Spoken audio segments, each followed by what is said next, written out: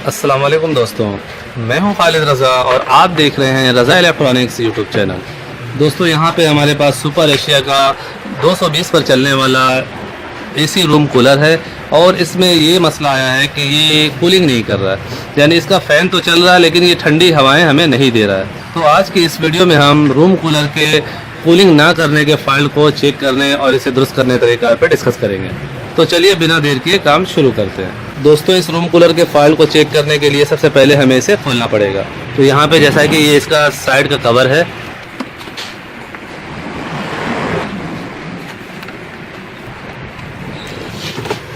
ये देखें ये इसका अंदरूनी हिस्सा है और इसमें हमने यहाँ पे पानी भी डाल दिया है और यहाँ पे इसका ये सबमर्सिबल की मोटर है, ये इसका मेन मोटर है फैन का।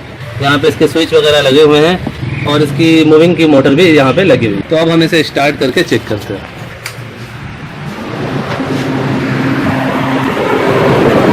दोस्तों हमने इसे ऑन कर दिया है और इसका फैन हमें चलता हुआ नजर आ रहा है। इसका कूलिंग क्यों नहीं हो रहा है, इस फाइल को देखते हैं। यहाँ पे अगर हम इसके सारे स्विच को ऑन कर देते हैं, इसका मूविंग के स्विच को भी ऑन कर दिया है और ये इसके कूलिंग के स्विच को भी हमने ऑन कर दिया है। दोस्तों जब कूलर ऑन हो तो आपने बहुत ज़्यादा एहतियात से काम लेना है। हाथ वगैरह अंदर नहीं देना है क्योंकि अंदर ये फ़ैन की स्पीड काफ़ी तेज़ होती है, इससे हाथ को नुकसान पहुँच सकता है। तो यहाँ पे जो हमें फॉल्ट नज़र आ रहा है वो ये है कि इसका सबमर्सिबल काम नहीं कर रहा है। इसका जो वाटर पंप है वो काम नहीं कर रहा है, वो मोटर नहीं चल रही है। इसकी वजह से पानी ऊपर नहीं पहुंच रहा है और पानी ऊपर ना पहुंचने की वजह से ये साइडें जो है वो खुश्क है। इसी वजह से ये रूम कूलर कूलिंग नहीं कर रहा है।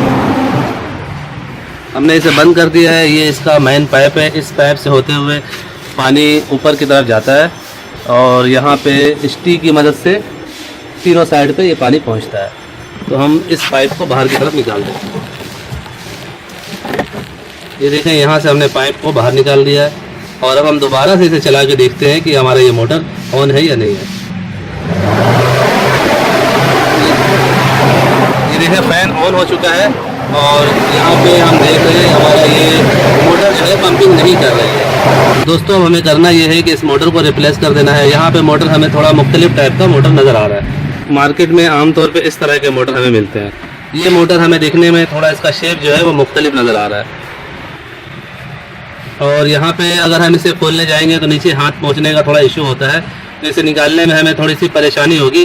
तो हम शॉर्टकट काम ये करेंगे कि इस पाइप को इस मोटर में लगा देंगे और ये मोटर यहाँ पे रख देंगे।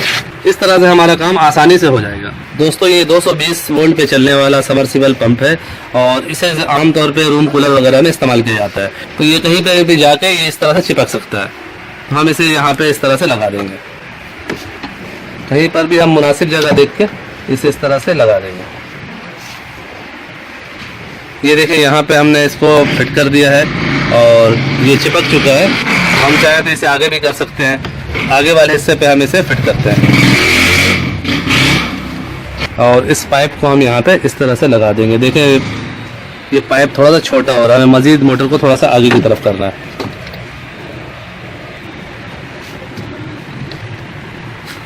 यहाँ पे हमने इस मोटर को आर्जी तौर पे लगा दिया है। अब हम इस मोटर के सबसे पहले कनेक्शन करेंगे। पहले वाले मोटर की कनेक्शन को खोल के उसी जगह पे इस मोटर की वायर को जोड़ देंगे और चला के चेक करने के बाद फिर इस पाइप को हम पक्का करेंगे। हमें इसकी वायर को भी देखना है कि ये वायर कितनी ऊपर तक जा रही है। इसकी जो अपनी मोटर थी उसकी वायर काफ़ी लंबी थी, इस मोटर की वायर थोड़ी छोटी है, तो हमें यहाँ पे इसे जोड़ देना है। यहाँ से हम इस वायर को काट देंगे।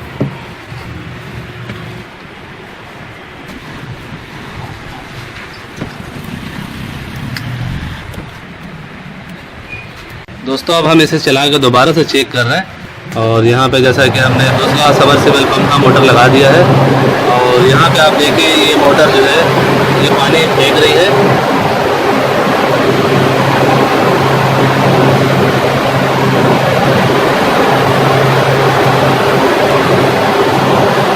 ये पाइप हमने जाम नहीं किया है, इसकी वजह से हमें पानी वापस यहाँ नीचे गिरता हुआ नजर आ रहा है। तो अब हमें इस पाइप को अच्छी तरह से इसमें जाम करना है। तो अब हम इस पाइप को अच्छी तरह से इस मोटर में फिट करेंगे और इस वायर को हम टेप वगैरह करके उसके बाद इसे साइड करके फिर इसे दोबारा से ऑन करेंगे। दोस्तों हमें इसे अच्छी तरह से टेपिंग करना है क्योंकि यहाँ पे पानी आ रहा होता है तो हमें पानी से बचाना है, क्योंकि ये 220 पर चलने वाला रूम कूलर है। अब हमें यहाँ पे समद बोर्ड लगाना है। पाइप में समद बोर्ड लगाने के बाद हम मोटर के निपल पे लगा देंगे और फिर इसे जुबली क्लिप से टाइट कर देंगे। एक मोटर हमने अंदर फिट कर दिया है, ये दूसरी मोटर हम समझाने के लिए आपको दिखा रहे हैं। चलो,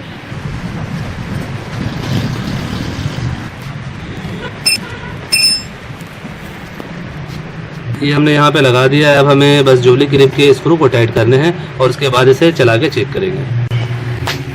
दोस्तों, हमने इस मोटर में पाइप भी अच्छी तरह से लगा दिया है। इसके निपल में पाइप लूज़ हो रहा था, हमने यहाँ पे धागा भी लपेटा है और समद बॉन्ड भी लगाया है। टाइम की कमी की वजह से मुख्तसर वीडियो बनाया गया है, कुछ चीज़ें स्किप कर दी गई हैं और यहाँ पे हमने केबल टाई लगा के यहाँ पे तार को रोक दिया है। अब हम इसे चला के इसका फाइनल चेकिंग करने जा रहे हैं। दोस्तों, हमने रूम कूलर को ऑन कर दिया है और अब हमें देखना है कि हमारा ये जो मोटर है वो काम कर रहा है या नहीं। देखिए दोस्तों, यहाँ से हमें पानी गिरता हुआ नज़र आ रहा है। इसका मतलब है हमारा ये सबमर्सिबल पंप बिल्कुल सही तरह से वर्क कर रहा है। तो अब हम इसके कवर को बंद कर देते हैं।